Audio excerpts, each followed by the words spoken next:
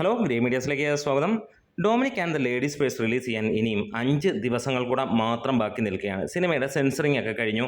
2 മണിക്കൂറും 33 മിനിറ്റുമാണ് സിനിമയുടെ ദൈർഘ്യം. സിനിമയ്ക്ക് UA സർട്ടിഫിക്കറ്റാണ് ലഭിച്ചിരിക്കുന്നത്.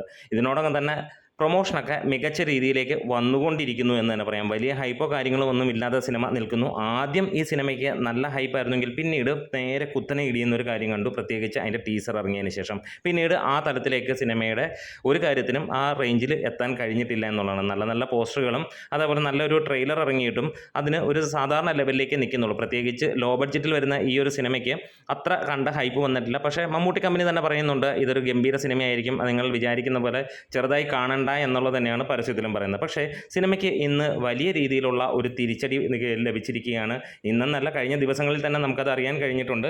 അതായത് വേറെ ഒന്നുമല്ല, ഒരു മുട്ടൻ തിരിച്ചടി തന്നെയാണ് സിനിമയ്ക്ക് ലഭിച്ചിരിക്കുന്നത്.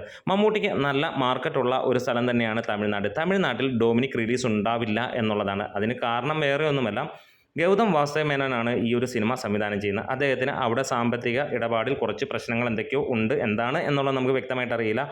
തമിഴ് ഫിലിം ഇൻഡസ്ട്രിയിൽ അങ്ങനെ തന്നെയാണ്.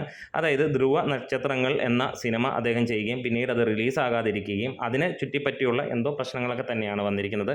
അതുകൊണ്ട് തന്നെ അദ്ദേഹം പാർട്ടായിട്ടുള്ള ഒരു സിനിമയും തമിഴ്നാട്ടിൽ റിലീസ് ഉണ്ടാവുകയില്ല. അല്ലെങ്കിൽ അതിനു മുമ്പ് ആ ഒരു കാര്യം പറഞ്ഞു തീർക്കുകയോ അല്ലെങ്കിൽ സാമ്പത്തിക ഇടപാടുകൾ തീർക്കുകയോ അത് എന്താണെന്ന് വെച്ചാൽ ചെയ്യേണ്ടതാണ്. അതിനെക്കുറിച്ചുള്ള വ്യക്തത നമുക്ക് ഇല്ല. ഇത് തന്നെയാണ് നമുക്ക് കേൾവിയിലൂടെ അറിയാനുള്ളത്.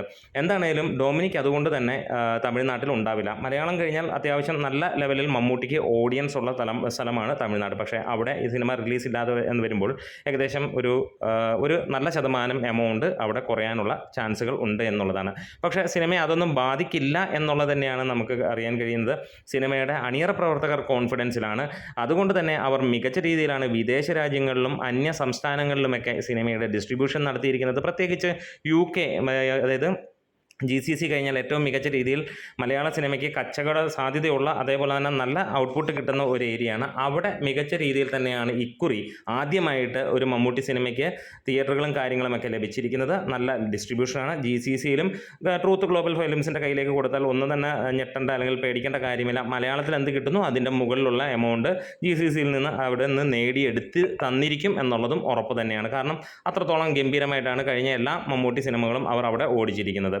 അപ്പോൾ തമിഴ്നാട്ടിലെ ഈ ഒരു കാര്യത്തിൽ വന്നിരിക്കുമ്പോൾ ആകെ ഒരു വിഷമം തന്നെയാണ്. വേറൊന്നുമല്ല, ഇനി എന്ത് ചെയ്യും മല്ലയ്യ എന്ന് ചോദിക്കുന്ന തരത്തിലുള്ള ആ ഒരു നിരാശ തന്നെയാണ് വന്നിരിക്കുന്നത്. പ്രത്യേകിച്ച് നല്ല മാർക്കറ്റുള്ള മമ്മൂട്ടിയെ പോലെയുള്ള താരത്തിന്, അല്ലെങ്കിൽ മമ്മൂട്ടിക്ക് ഏറ്റവും കൂടുതൽ മാർക്കറ്റ് തമിഴ്നാട്ടിലുണ്ട്. കാരണം അദ്ദേഹത്തിൻ്റെ തമിഴ് സിനിമകൾ നോക്കിയാൽ 75% മുകളിലും വിജയങ്ങൾ തന്നെയാണ്. അവിടെ വലിയ രീതിയിലുള്ള ആരാധകരുണ്ട്.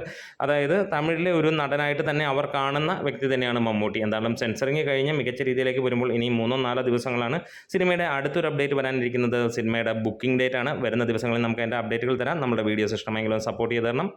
Great medias.